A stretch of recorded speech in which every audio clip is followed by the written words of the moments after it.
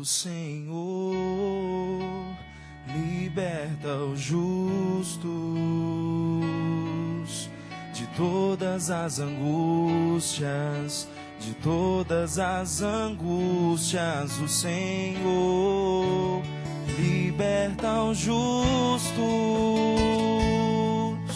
de todas as angústias, de todas as angústias.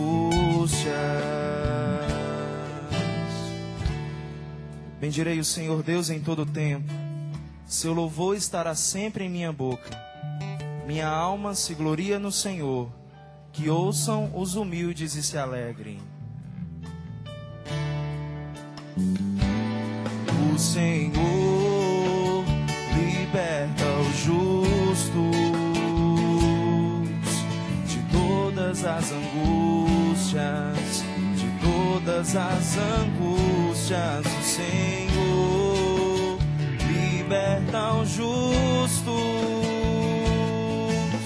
de todas as angústias, de todas as angústias. Comigo engrandecei ao Senhor Deus, exaltemos todos juntos o seu nome. Todas as vezes que eu busquei, ele me ouviu, e de todos os temores me livrou. O Senhor liberta os justos de todas as angústias, de todas as angústias. O Senhor liberta os justos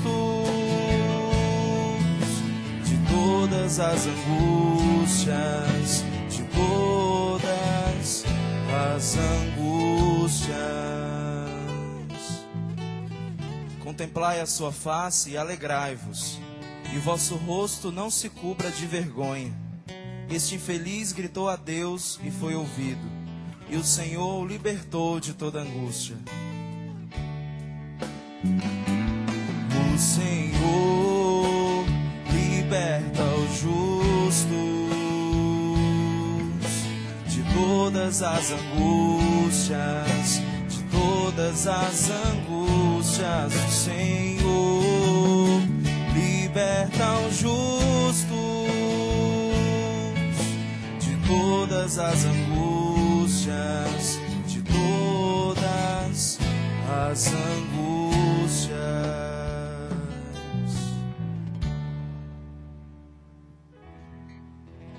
Aleluia, aleluia, aleluia, aleluia, aleluia, aleluia, aleluia, aleluia. Felizes os humildes de espírito, porque deles é o reino dos céus.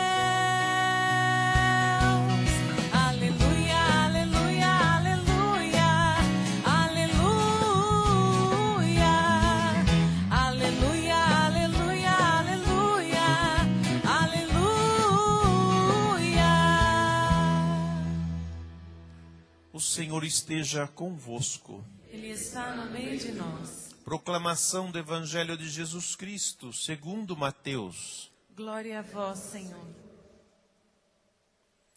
Naquele tempo, disse Jesus aos seus discípulos: Não junteis tesouros aqui na terra, onde a traça e a ferrugem destroem, e os ladrões assaltam e roubam.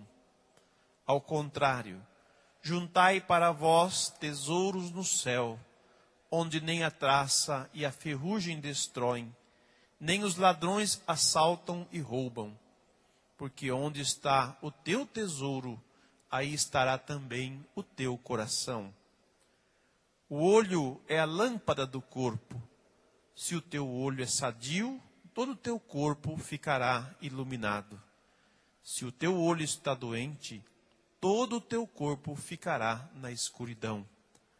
Ora, se a luz que existe em ti é escuridão, como será grande a escuridão? Palavra da salvação. Glória Glória a vós, Senhor.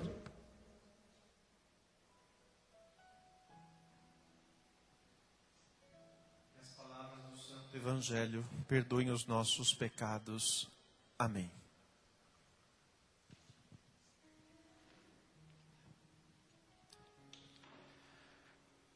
Amados irmãos e irmãs, de novo, o tema do tesouro,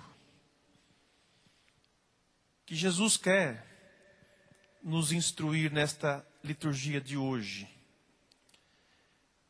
O que é essencial para o homem, para o ser humano? Nós vivemos num mundo concreto, num mundo aonde nós temos necessidades. Precisamos de roupa, precisamos de moradia, nos locomovemos, convivemos, precisamos de comida. São coisas básicas de uma criatura humana sobre a face da terra. Mas lembrando que Deus, desde o princípio, providenciou estas coisas para nós. Ele jamais iria criar o homem e colocá-lo aqui se não desse a ele condições de vida. Isso é natural e é essencial para a manutenção da vida. E ter estas coisas não é pecado nenhum. Nós precisamos dela, precisamos de casa, precisamos de comida, precisamos de roupa, precisamos de estudo e o trabalho. Porque desde o princípio Deus não fez o homem ocioso, mas o homem trabalhador.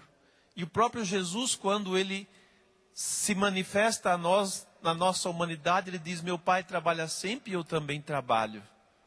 Porque o trabalho deve dignificar o homem na obra da criação e garantir a ele o sustento de cada dia.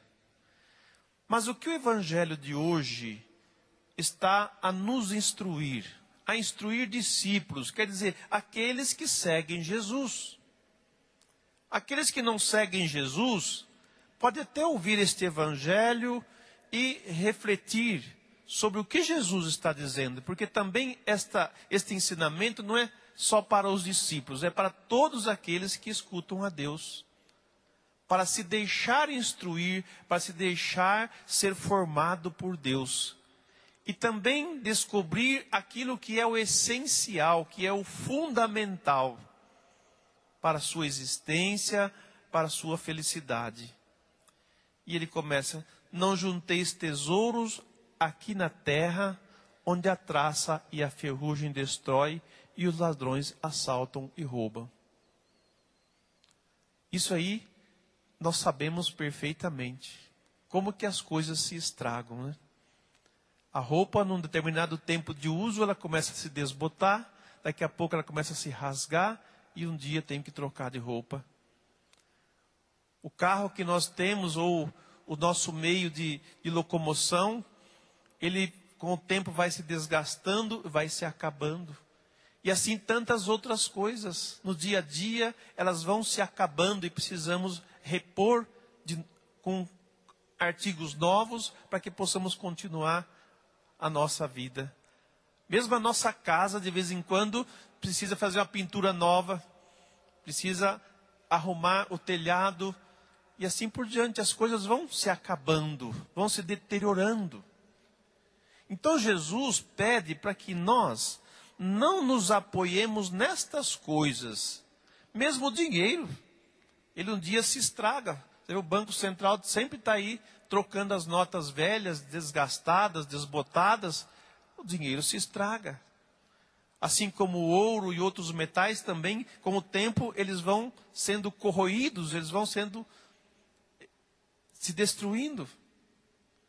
Então Jesus nos ensina a não colocar a nossa confiança nestas coisas.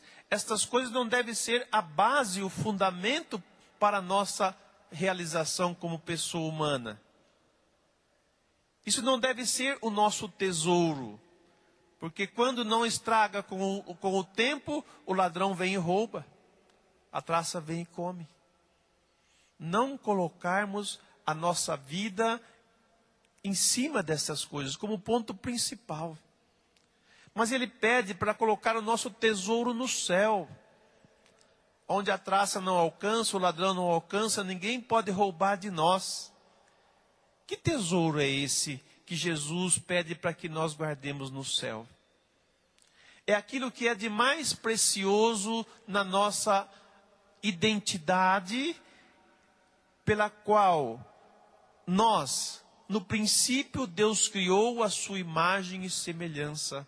Nós temos uma dignidade, nós temos um valor, que valor nenhum nesse mundo paga, que valor nenhum nesse mundo deve substituir. O homem criado à imagem e semelhança de Deus. O homem que foi criado e colocado neste mundo, não para este mundo, mas para a eternidade, para o todo sempre. O desejo humano de felicidade, o desejo humano de realização, é um desejo bom, e ele não deve buscar nas coisas que o mundo oferece, mas buscar em Deus, porque Deus garante estas coisas. E uma pessoa boa, uma pessoa honesta, uma pessoa sincera, uma pessoa verdadeira, ela tem um grande tesouro. E ninguém pode roubar dela. É aí que Jesus quer que nós construamos. Olhando para o céu, não como quem seja alienado deste mundo, mas como quem tem consciência deste mundo e sabe usar dele para uma finalidade boa, para uma finalidade eterna, e não passageira, porque os bens eternos duram eternamente. A própria dizer bens eternos já quer dizer que dura eternamente, coisa que nunca se acaba. E o desejo nosso de felicidade e de realização é algo que, quando nós o encontramos, quando nós sabemos o verdadeiro valor, nós não abrimos mão dele. E Deus está no centro de tudo isso. Deus deve ser a base e o fundamento de toda a nossa ação, de todo o nosso viver. Ora, eu quero justiça, eu quero direitos garantidos, eu quero ser valorizado como pessoa, quero ser reconhecido como pessoa. Ora, você vai encontrar isso em Deus, porque Deus sempre reconheceu o homem, Deus sempre valorizou o homem, Deus sempre contribuiu para a construção do homem. Quando o homem tira Deus do centro da sua vida, como principal na sua construção, ele começa a se deteriorar, ele começa a se desgastar, perder o sentido. Quem tem segurança, olha que interessante, uma pessoa segura, ela não balança. Uma pessoa segura, ela sabe o que ela quer. Ela tem consciência também da sua fragilidade. Mas ela é segura porque ela tem valores dentro de si que garante ela na sua ação, na sua convivência nesse mundo. Assim, um homem e uma mulher de Deus, que tem Deus como segurança, como fundamento na sua vida, como primeiro. Como eu sempre digo, o primeiro é sempre o primeiro. E o primeiro mandamento diz o quê? O amor a Deus sobre todas as coisas. Se eu estabeleço Deus como meu fundamento, como minha base, como o meu sol, como a minha fonte original, porque Ele é, se eu reconheço isso, a minha vida toda deve ser ordenada segundo Deus.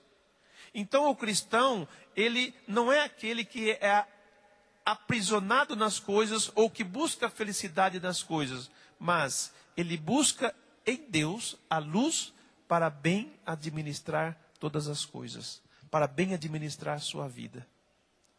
O desequilíbrio humano, o desequilíbrio físico, o desequilíbrio psicológico, o desequilíbrio espiritual, está quando a pessoa desfoca Deus da sua vida e começa a acreditar nas coisas ou nas pessoas, ou começa a se apoiar nelas, começa a colocar nelas a sua segurança.